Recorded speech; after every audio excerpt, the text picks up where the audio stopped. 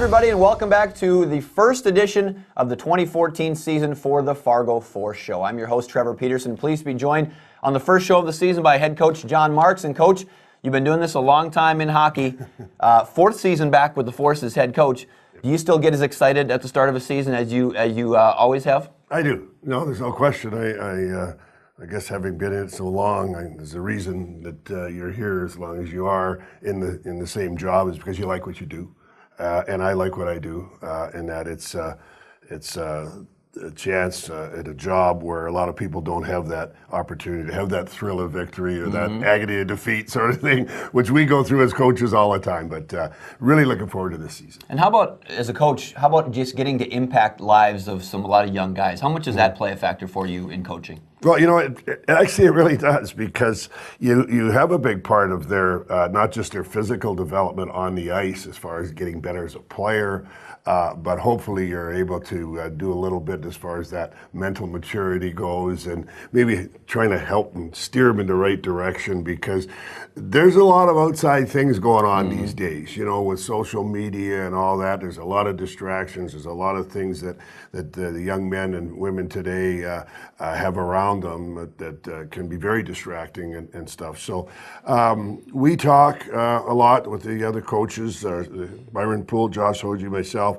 you know, talk to the guys a lot. And it's neat to see them develop mentally and of course, physically, to see them grow. They grow in front of you, you know, because this is the time of their life where they have growth spurts. Absolutely. Now, before we look ahead to the upcoming season, the Force has actually already played 2 games. But before we look ahead, let's kind of put a bow on last season, Coach. It was the first season in the Force's 7-year franchise history that you hadn't made the playoffs, had the worst record in the league, but yet the attendance was still fantastic, 3rd in the league in attendance, so the attendance was still there. Tell me a little bit about, as you look back on last year, what are your kind of thoughts from last year and now moving into this year?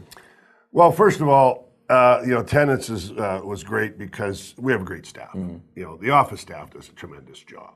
And despite our record, you know, people did come out because of the things that they do. I still believe that even though we lost a lot of hockey games, that we still provided quality entertainment because the league is so good, and there's a fine line between winning and losing. But in our case, we just couldn't score enough. You know, our skill level just wasn't quite good enough. The work ethic was there. The character of the guys was there. I mean, they came every day, despite not winning, and worked really hard. And my hat's off to them because, you know, I mean, it's a tough thing to do. You know, it's a tough thing to do. And yet they did that. And so as unrewarding a season as it was relative to losses, it was very rewarding to see these kids endure. So knowing that you just mentioned that scoring goals was the big struggle for last year. So what did you do? How do you go about improving that this year? Is it just about a draft? Is it about trying to acquire some different guys with some different skill levels or reshape the team at all? How do you go about scoring more goals this year? How did you do that this offseason looking into this year? Well, I mean, you hit on a lot of that, and that is the draft. And that is also, you know, scouting and recruiting some free agents. Like I said, besides Byron Poole and Josh Hoji, Brad Luch is our player personnel director. He kind of houses out of Detroit, Michigan, and sees all these kids throughout the country playing. And then over the course of the year, we'll all kind of see quite a few of them. So the draft's very important to us. Let's talk about that. So you got 14 new guys total. Yeah. Who are a couple of the guys that you mentioned that maybe you're going to really look at, that Force fans will acclimate themselves with quick? They say, hey, this guy or these couple of guys are going to be really some guys to watch and will make big contributions. Well, one, you know, Matthias Israelson, our goaltender, who we got late in a trade, you know, he's a very, very mature young man, and he's an outstanding goaltender, and so he's going to carry most of that weight in that department, and I feel very good about that. Smirov, a young man we got in the expansion draft from Indiana, which won the championship, by the way. I expect him, because he's very talented, to really be a big part of our offense. And then a couple of defensemen, McCardle and Malmstrom, they played in the NA last year, and so they've got a year of junior under their belt. But now you can look at Zach Yon, who played at Roseau, 80-some points in 24, 25 games. Kyle Sylvester, Warroad, you know, area guys, Region 8 guys, Yeah. Northern Minnesota guys. And he had 80-some points in about 24, 25 games. So these two guys are just rat hockey players. And I really believe that they're going to, it's going to take them 2 or 3 weekends, but these guys are going to settle right in and do the things that they did in high school because they're both, could skate, they got good skills. So I'm looking at those guys. So as we mentioned at the top of the show, the Force have already played 2 games this season. You opened the season on the road, Coach, with a 2-1 win at Waterloo for the season opener.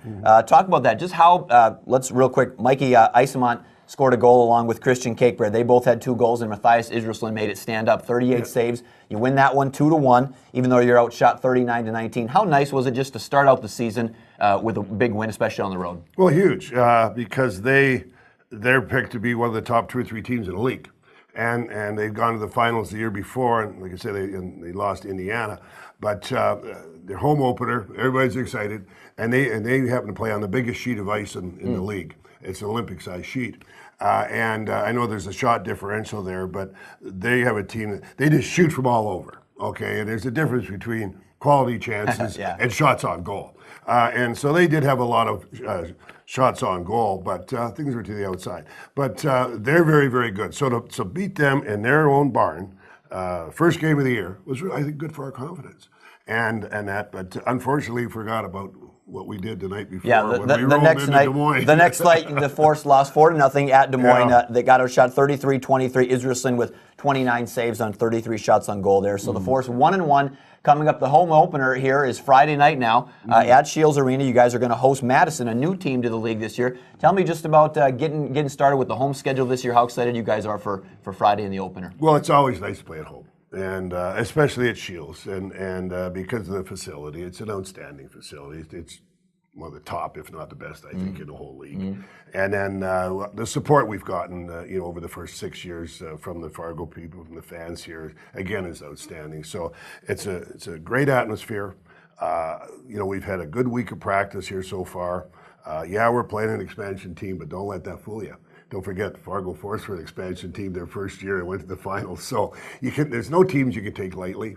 But I'm looking forward to Friday night, and if we can get ourselves off on a good foot and get a win, and maybe carry it over to Saturday and do the same, then we'll have a better start than any Fargo Force team has ever had in the first 4 games of the year, I think. So looking forward to the weekend. Really looking forward to the home opener. All right, thanks a lot, Coach, for joining us on the first edition of the Fargo Force Show for the 2014-15 season. Many more to come, and thanks for joining us. We'll see you later, everybody.